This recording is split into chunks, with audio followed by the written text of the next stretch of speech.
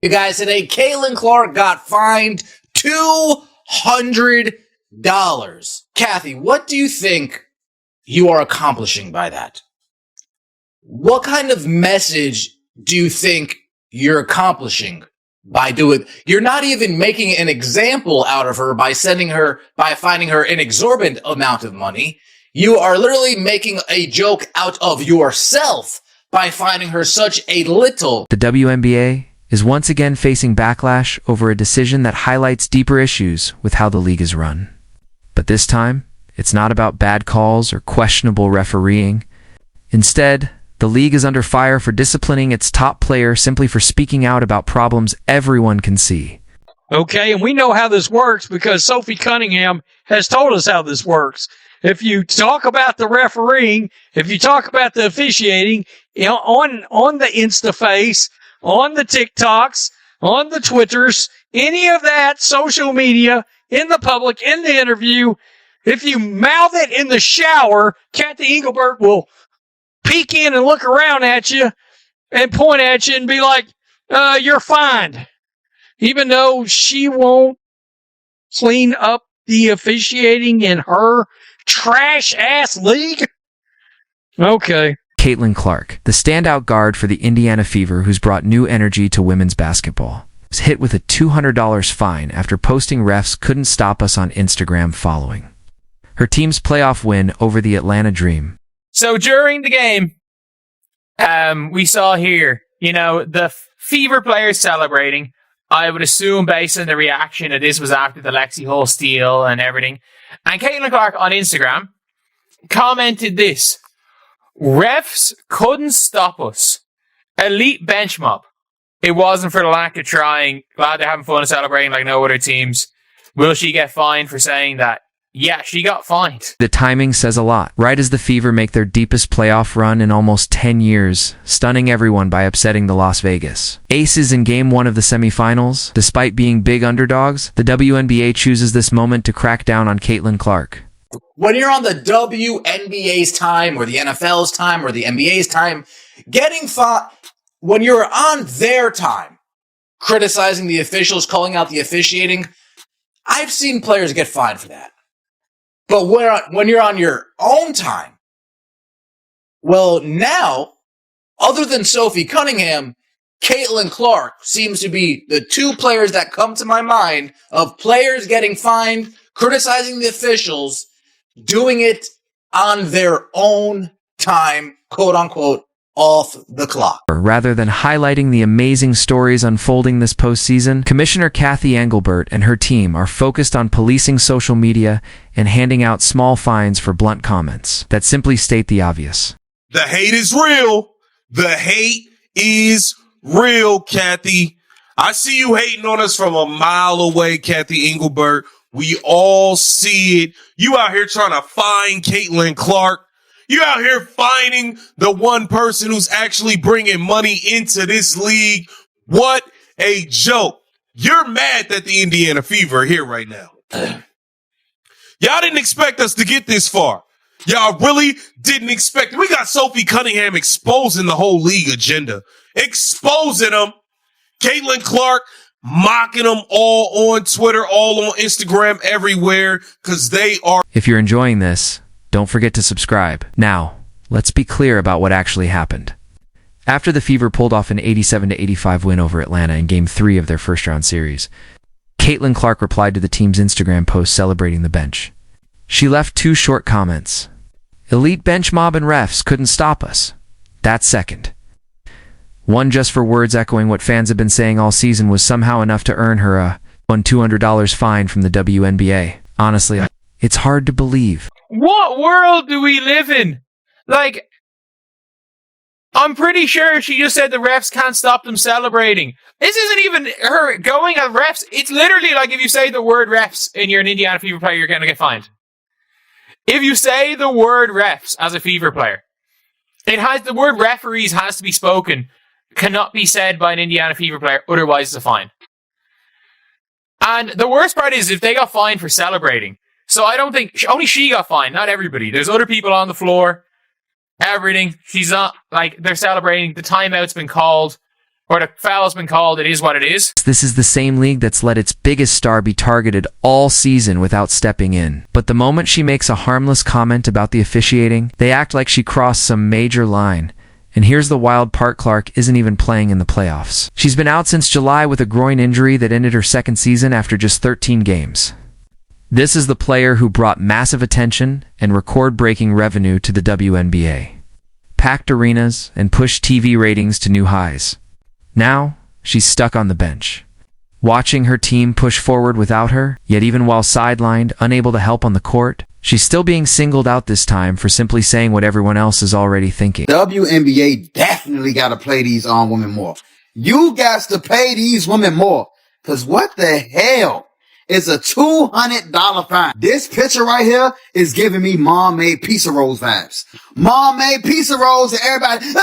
Caitlin Clark was fined $200 for her comments she left on the IG post. She said refs couldn't stop us, meaning they advanced to the next round despite the refs trying to throw them a curveball every game, despite having to play against the refs. And the league said, "Oh hell no, you gotta run me that 200. You got to run me that 200." Clark's own reaction says it all about how seriously she takes this over-the-top punishment. She posted on X, "Got fined $200 for this LOL," followed by laughing emojis and a promise that the bench mob would be even louder next game. Her teammate Sophie Cunningham jumped in too, joking that the fine might bankrupt Clark and sarcastically suggesting a GoFundMe. These are pro athletes openly, laughing at what's clearly a weak attempt by the league to send a message.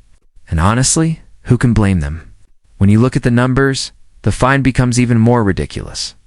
Clark's WNBA salary is $78,000, but her endorsement deals with brands like Nike and Gatorade are reportedly worth tens of millions. That $200 fine? It's about 0.007% of her estimated net worth. So no, it's not about the money, it's about the principle. What's really frustrating is the message the league is sending.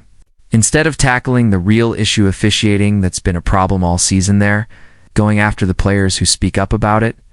And let's be clear, Clark's comment wasn't some wild outburst. She didn't name any refs, didn't curse, didn't insult anyone. She made a simple point.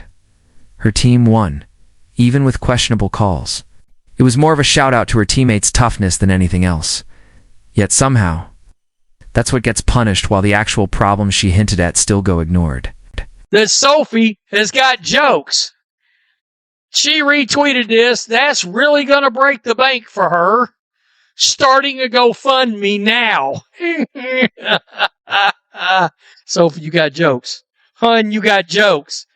Yeah. So, Sophie Cunningham Central, I'll donate. The timing of this fine really shows where the WNBA's priorities aren't. They seem completely off. While Clark was being penalized for a harmless Instagram comment, her team was gearing up for a tough semifinal against the Las Vegas Aces. Meanwhile, the Aces star, A'ja Wilson, had just been awarded her 4th MVP title. Now think about that for a second. Wilson, the league's most accomplished active player, is being celebrated rightfully so, while Clark, the league's most talked about and marketable star, is being fined for a light critique of officiating. It's a snapshot of everything that feels broken about how the WNBA is being run. And when you look at the bigger picture, the fine becomes even harder to justify. All season long, officiating has been one of the most common complaints from players, coaches, and fans. From the chaotic Fever Sun incident where 5 technicals and 3 ejections were handed out to a long list of questionable calls and inconsistent officiating, the issue has never gone away. Coaches have been fined for speaking out. Players are racking up technical fouls at a pace that's raising eyebrows. And fans, they've been vocal too louder than ever. Yet instead of addressing the root problem, the league keeps cracking down on the people pointing it. Rather than fining players for being excited on the bench and for letting it be known how trash your referees are, why don't you start fining referees for not calling fouls? Why don't you start putting that type of energy into making sure the game is played better? Why don't you do that? Why don't you do that? Because that would be nice. That would be nice if you could do that. B9. Instead of dealing with the real, ongoing issues, the WNBA keeps going after the people who speak up. Golden State coach Natalie Nakasi was fined for raising concerns about biased officiating. Fever coach Stephanie White has been calling out disrespectful treatment from refs for months. Even Becky Hammon, head coach of the Las Vegas Aces, a team that often benefits from calls, has admitted that officiating across the league has been subpar. The pattern couldn't be clearer. The people who live and breathe basketball are all saying the same thing. And yet, the league's answer is to fine them rather than fix what's broken. That makes the fine against Clark even more frustrating, especially considering the context. The Indiana Fever have been hit hard by injuries, losing 6 key players, including Clark herself, yet they've still made it to the semifinals for the first time since 2015. They pulled off a major upset against the third-seeded Atlanta Dream in a dramatic 3-game series. Then stunned the league by taking Game 1 on the road against the second-seeded Las Vegas Aces. 89-73. Kelsey Mitchell led the charge with a spectacular 34-point performance, the second highest scoring game in Fever playoff history. What if this is the WNBA foreshadowing? We're seeing how you're acting on the bench. We're seeing how you're talking to the officials on the bench. We will tee you up.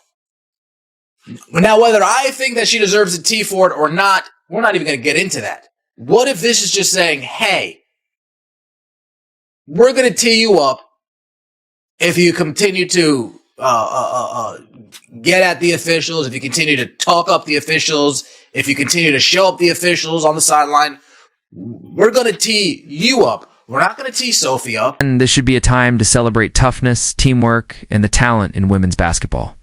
But instead, the WNBA chose to punish its biggest star just for pointing out that the refs couldn't stop her team's amazing run.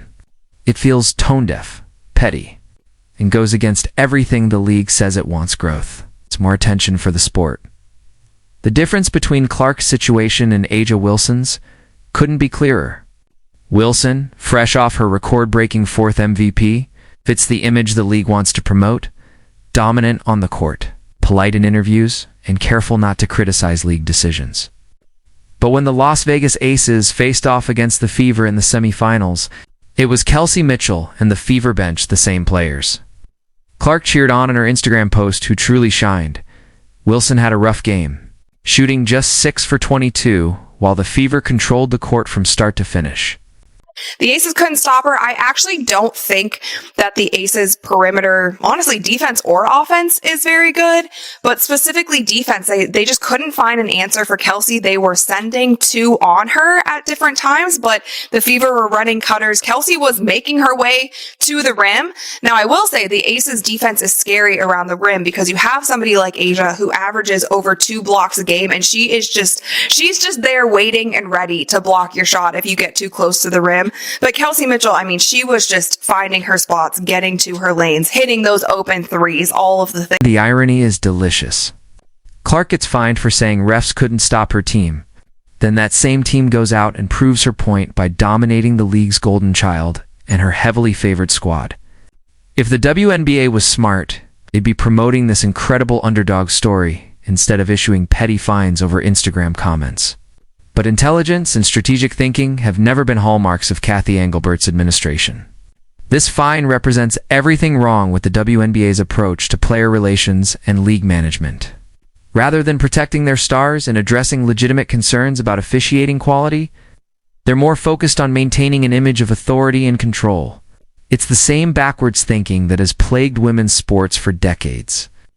Prioritizing compliance over competitiveness, politics over performance, and administrative convenience over athlete welfare. The most frustrating aspect of this entire situation is how preventable it was.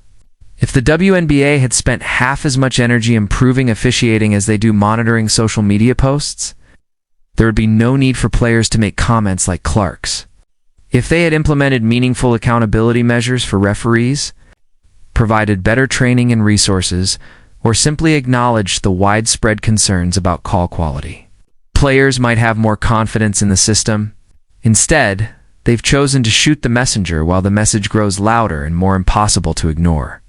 All the money that Caitlin Clark has generated for this league, all the tickets sold, all the jerseys, all the record revenue of the ratings, the television deal, and they're going to put their hands in her pocket for $200 for this. I'm like, hey man, do we need to call the armored guard? Do we need to have all this? And we need to deliver it directly to Kathy Engelbert's office. As a matter of fact, Caitlin Clark herself should be able to make an appearance, and she should do how Ice Cube did, when he used to run up into record labels. I'm saying, bring a bat. Caitlin, bring a bat. Bring the black Air Force. Clark's response to the fine. It's laughing it off and promising her bench would be even more energetic shows exactly why she's become such a beloved figure in women's basketball.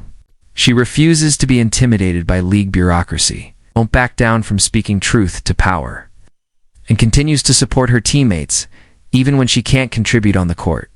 These are the qualities that made her a transcendent college player, will make her a transformative professional athlete for years to come. The real tragedy here isn't that Caitlin Clark got fined $200 for an Instagram comment. It's that the WNBA continues to waste opportunities to build on the incredible momentum she's created for women's basketball. They have the most popular player in league history, a team making an improbable playoff run, and storylines that should be captivating sports fans everywhere. Instead of capitalizing on this golden opportunity, they're issuing petty fines over social media posts and maintaining the same tone deaf approach that has held women's sports back for decades. Like, it is madness. It is madness. And I mean this. Like, the amount of people are like, oh, I hate this team. It's like, why? They're excessively celebrating. They're excessively celebrating. They're not there talking down on other teams. They're not doing the Alyssa Thomas. They're not doing a Phoenix Mercury and shit talking other teams' fans.